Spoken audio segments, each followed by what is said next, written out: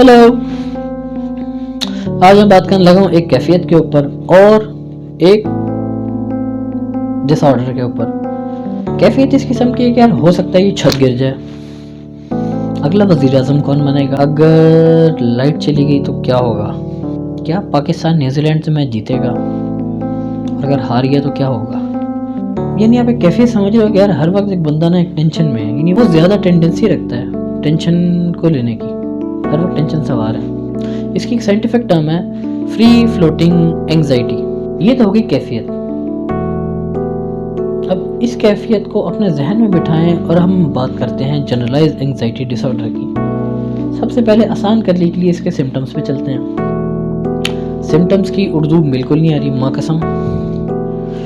ऐसे लोग होते हैं कि जो बहुत ज़्यादा ना फील होता है कि जी मसल्स बहुत टेंस्ड हैं और उन्हें बहुत ज़्यादा एक्सेसिव स्वेटिंग होती है, यानी बहुत ज़्यादा पसीना आता है। उसके अलावा तुम्हें कपकपाहट भी महसूस होती है। उसके अलावा उनका पेट बहुत ख़राब होता है। अब सवाल ये उठता है कि खोपड़ी में लोचा है और पेट क्यों ख़राब है। मेरे ध्यान में भी उठा। मैंने अपने उस्ताद से पूछा कि उस्ताद जी ये क्या मसला है। उस्ताद मोहतरम ने समझाया कि देखो बेटा, तो जब किसी मुल्क में जंग छिड़ती है तो सारे उस मुल्क के तरक्याती काम रुक जाते हैं और सारा पैसा फौज के पास जाता है जो उसका डिफेंस होती है कि डिफेंस मुल्क को प्रोटेक्ट कर सके।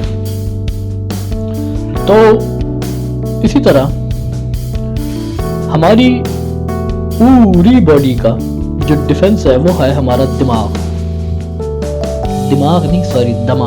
हमारा दिमाग है। तो जब भी हम किसी के साथ किसी टेंशन में होते हैं या किसी परेशानी में होते हैं या किसी से चिढ़ रहे होते हैं, किसी से तंग होते हैं, तो हमारी बॉडी में प्रॉपरली ब्लड सर्कुलेट नहीं होता और सारा जो खून है, ज़्यादातर जो खून है ब्लड सर्कुलेशन, वो हमारे दिमाग की तरफ जाता है ताकि दिमाग कोई फैसला कर सके। जब हमारा दिमाग किसी नतीजे पर नहीं पहुंच पाता और हर वक्त वो टेंशन रहती है, तो जाहिर सी बात है ब्लड में प्रॉपरली ब्लड फ्लो नहीं होता। जब ब्लड फ्लो नहीं होता तो उसकी वजह से पेट भी ख़राब होता है और इंसान को और बीमारियां लाहक हो जाती हैं। वो बहुत सारी हैं, ज़्यादातर पेट की होती हैं।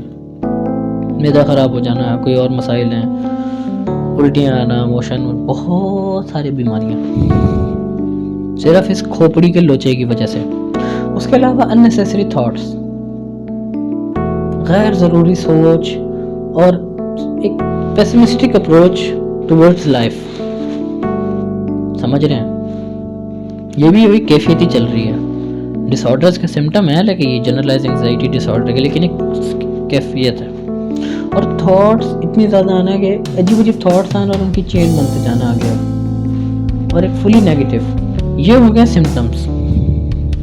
अब चलते हैं हम इसके कॉजेज़ की तरफ। कॉजेज़ में एक तो हो गया जेनेटिक्स, कि आपको तोहफ़तन अबाविदात की तरफ से मिल जाए। दूसरा है एक्सटर्नल फैक्टर्स, लोगों की वजह से आप तंग हो जाते हैं और खोपड़ी आपकी सही वर्क नहीं कर पाती। उसके बाद आ जाता है केमिकल लोचे। केमिकल लोचे में ये होता है कि हमारे माइंड में न्यूरोकेमिकल चेंजेस हो जाते हैं। मतलब खोपड़ी में एक केमिकल है जिसका नाम है सेरोटोनिन। सेरोटोनिन की डेफिशिएंसी की वजह से भी इंसान को एंग्जाइटी होती है, ठीक है। उसके अलावा बाबू कुछ ऐसे केसेस हैं कि जिनमें एंग्जाइटी और डिप्रेशन दोनों एक साथ भी पाया जाता है। कुछ ऐसे यूनिक लोग भी होते हैं।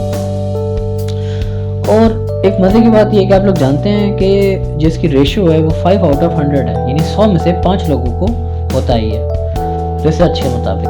अब बाबू देखो, ये सारे लोचे तो समझ आ गए हैं। अब इसकी देखो, अगर ये किसी में है तो कोई टेंशन वाली बात नहीं है, टेंशन नहीं है, इष्टिबिष्टि सिस्टम शिफ्ट है।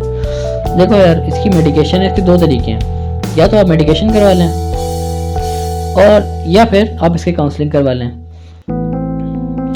मेडिकेशन में ज़्यादा से ज़्यादा मेडिसिन होती हैं, मेडिसिन देते हैं साइकेट्रिस्ट, और वो 2 साल के अंदर ठीक हो जाते हैं। वही कुछ लोगों को ये होता है कि यार बहुत ज़्यादा साइड इफ़ेक्ट्स होंगे। वो भी मैंने पिछली वीडियो में जिक्र किया कि वो भी इजी सीन होता है, नहीं थोड़े बहुत साइड इफ़ेक्ट्स होते हैं, लेकिन इंसान कंफर्टेबली ओवरकम कर लेता है। उसके अलावा दूसरा है काउंसलिंग। جس میں اگر آپ اپنے کسی قریبی سائیکالوجسٹ کو چیک کرائیں اپنے آپ کو، وہ آپ کو کوئی سیشن لے گا اور ایک المعروف CBT کرے گا، کوگنیٹو بیہیویئرل تھراپی۔ اب لوگ سمجھتے ہیں کہ یار یہ CBT ایک عجیب سا نام لگتا ہے کہ مطلب سائیکالوجسٹ کے پاس جائیں گے اور وہ سرنج بھر کے کھڑا ہوگا اور فوراً ایک دم سے کر دے گا، ایک کاٹ پیٹ شروع کر دے گا یا پھر کسی مشین میں گھسا دے گا۔ ایسا کچھ نہیں ہوتا۔ بیسکلی جو CBT ہے وہ ایک انسان، جو ایک سائیکالوجسٹ ہوتا ہے، وہ ایک انسان کو مدد کرتا ہے کہ ایک تو جو اس کے دماغ میں، جو اس کے مائنڈ میں تھاٹس چل رہی ہیں وہ ان کو پہچان سکے، اور پہچاننے کے بعد سائیکالوجسٹ اس کو ہیلپ کرتا ہے کہ ان تھاٹس کو، ان نیگیٹو تھاٹس کو آپ کس طرح ریپلیس کر سکتے ہو پازیٹیو تھاٹس سے۔ یعنی دیکھو، آپ ایک چیز کو دیکھ رہے ہو یا کہ کوئی خیال ہے آپ کے ذہن میں اور وہ ایک نیگیٹو خیال ہے کہ جیسے کہ یار یہ چھت نہ گر جائے میرے اوپر۔